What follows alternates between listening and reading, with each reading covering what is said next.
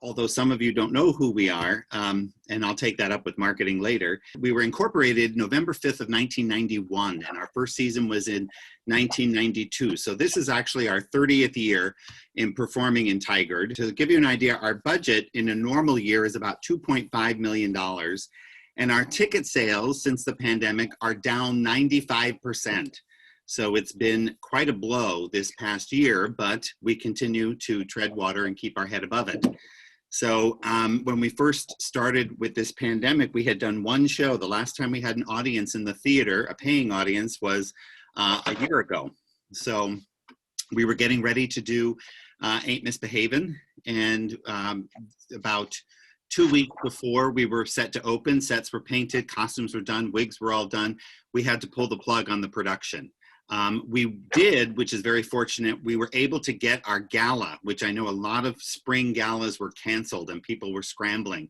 And ours happened to be March 7th. So we were able to get that in under the wire, but then we ended up canceling Ain't Misbehavin'. We took the set apart, we put it in the lobby, and then we kind of waited to see what was going on. And in the meantime, we canceled our spring break camp, which we do with the kids every year. And then we take an annual trip to New York. And as we got closer to May, we realized that Broadway Rose on Broadway didn't make much sense if Broadway was closed and every restaurant around there. So we ended up having to cancel that. That was a big challenge to get the money back. We didn't get it all back, but there were deposits and there were events we were going to and all sorts of things. So that took a lot of wear and tear to refund as much as we could, and the airlines gave vouchers, and so that was difficult. Then of course our big season is the summer, where we moved from our theater here at the new stage over to Tigard High School, where we had already cast Crazy for You, The Wedding Singer, some of these huge musicals that we do in the summer over at the high school.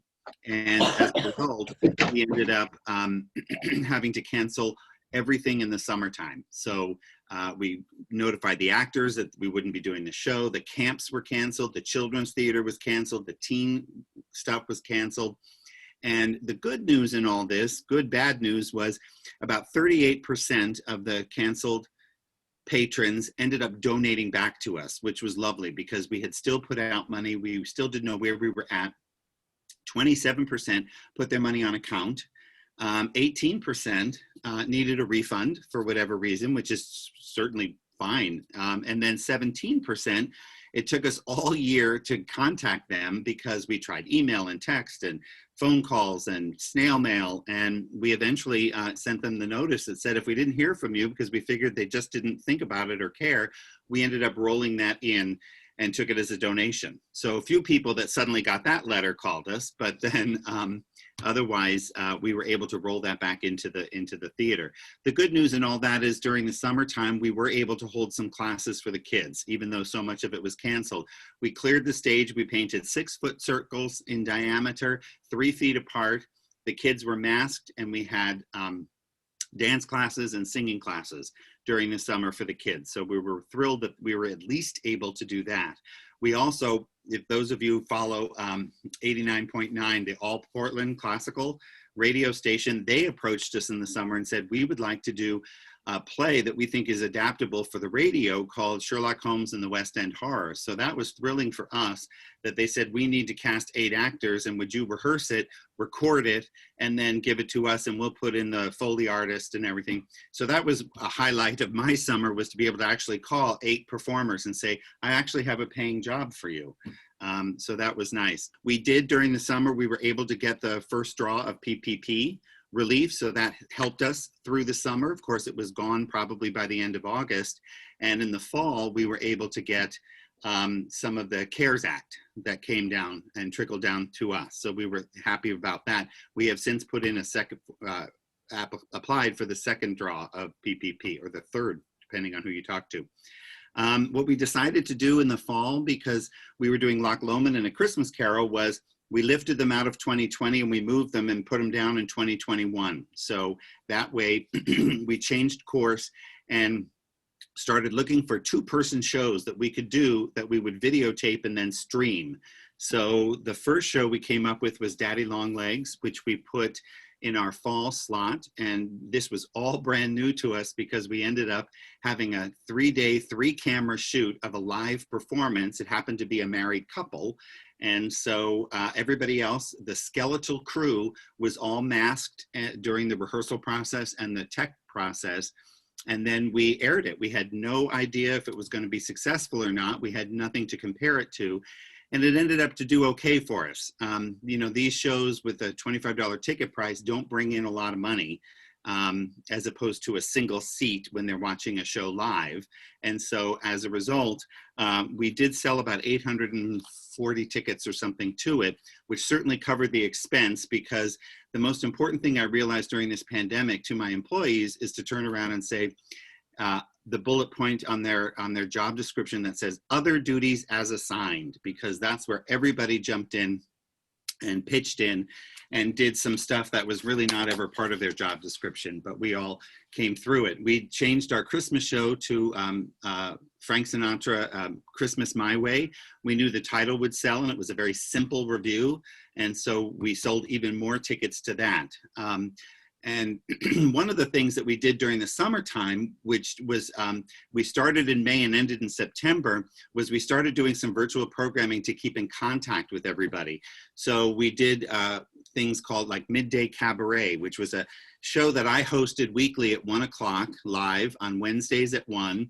And then, of course, it was repeated and it's put on our website. And that's where we went to visit some of the alumni, people that have performed with us over the years that our audiences were familiar with. And they ended up coming in and doing a show live from their house, whether they were here in Portland or New York or, you know, North Carolina. So that ran 18 weeks. We did that. We also did a Meet the Staff. So a lot of people were introduced to a lot of our staff behind the scenes that worked very hard to put the shows together. And then we did some cast reunions. We took a couple of the shows where people were, people had been in the show and they were available, and each one of them recorded their own bit at home, and then we put it together as a cast reunion. So all of those are actually available on our website. So you can actually go to our website and it says At Home with Broadway Rose. So if you haven't seen any of it, you can take a break from Netflix and just binge all weekend long and see all the programming that we had offered during the summertime. What we decided for 2021 is that we would not have any season subscriptions. We didn't want to sell an advancement to the tickets if we didn't know where we were going to be at. So now we're taking one show at a time in our 2021 season.